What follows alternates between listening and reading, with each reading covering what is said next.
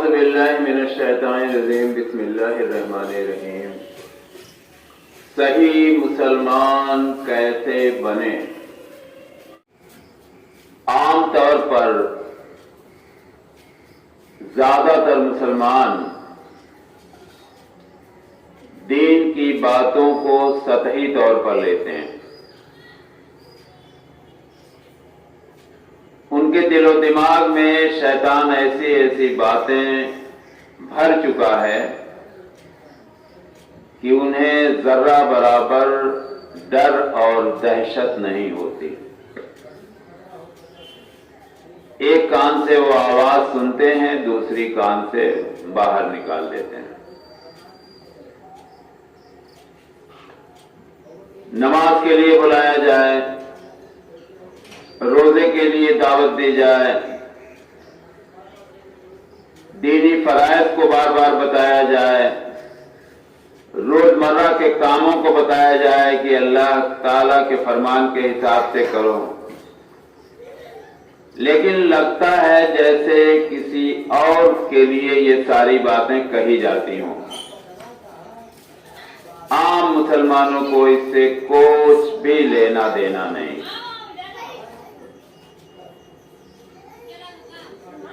کہنے والا اور کیا کر سکتا ہے؟ اللہ تبارک تعالیٰ کی دی ہوئی علم کی بنا پر ایک حقیر بندہ جو کچھ اسے معلوم ہے وہ آپ تک پہنچانے کی کوشش کر رہا ہے۔ بقیہ اس کے ہاتھ میں اور کچھ بھی نہیں ہے۔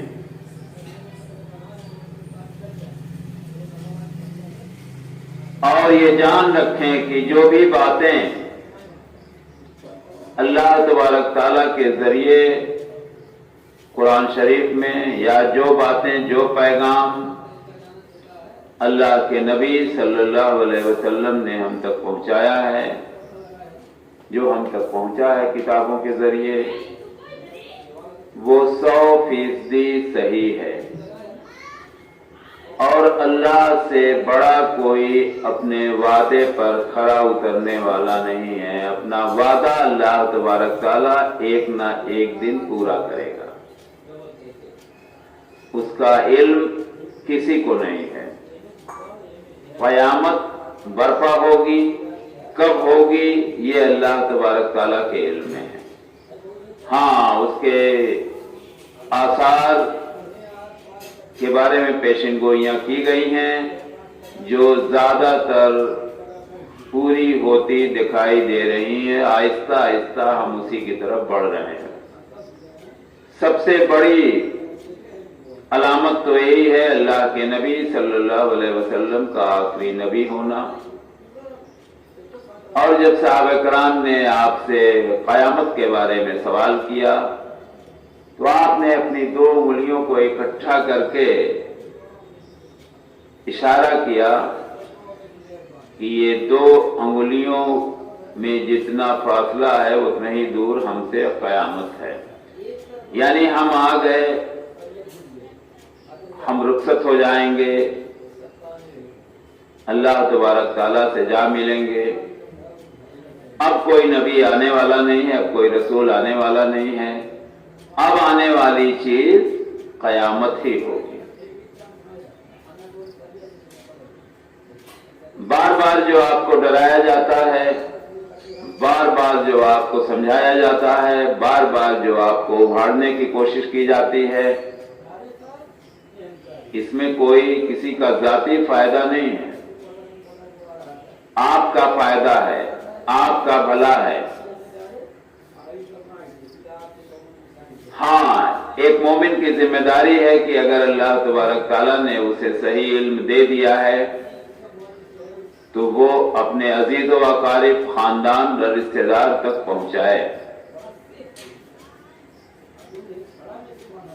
اللہ تبارک تعالیٰ نے فرمایا ہے، بچاؤ اپنے عزیز و اقارب کو اس آگ سے جس کے ایندھن انسان اور پتھر ہوں گے۔ اور اللہ تبارک تعالیٰ کا اسی قرآن شریف میں بھی وعدہ ہے کہ ہم دوزخ کو انسان اور جناتوں سے پاٹ دیں گے۔ ظاہر سی بات ہے، کوئی بھی مسلمان یہ نہیں چاہے گا کہ ہم دوزخ میں جائیں، لیکن یہ بھی جان لیجئے کہ جنت میں جانے کے لیے صرف مسلمان ہونا کافی نہیں۔ اگر اس گمان میں بیٹھے ہوئے ہیں کہ ہم تو مسلمان ہیں، دوزخ تو غیر مسلموں کے لیے بنی ہے، تو یہ آپ کی خام خیالی ہے، اس کے علاوہ کچھ بھی نہیں۔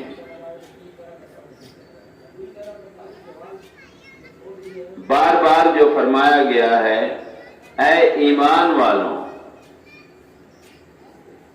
پوری قرآن شریف بھری ہوئی ہے اس طرح کے الفاظ سے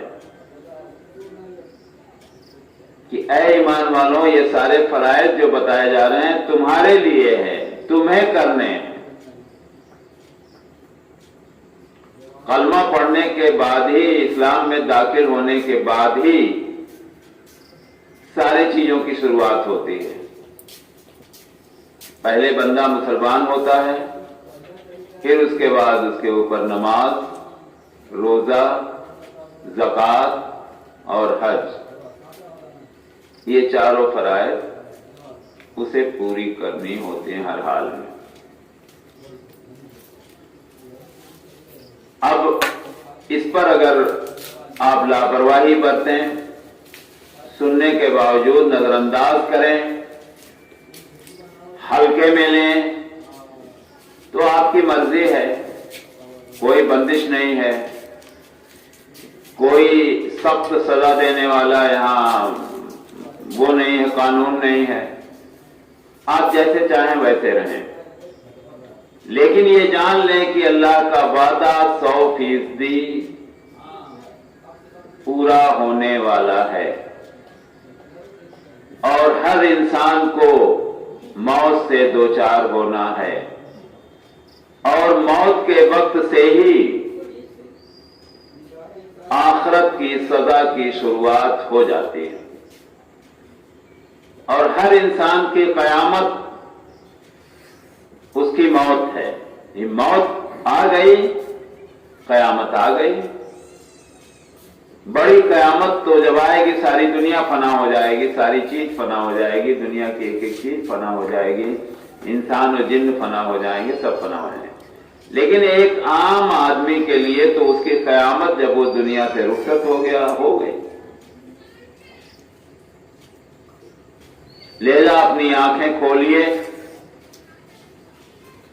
اور اللہ سے خوف کھائیے، اللہ تبارک تعالیٰ سے توبہ استغفار کیجیے، اور قرآن و سنت کے راستے پر چل کر صحیح مسلمان بننے کی کوشش کریں۔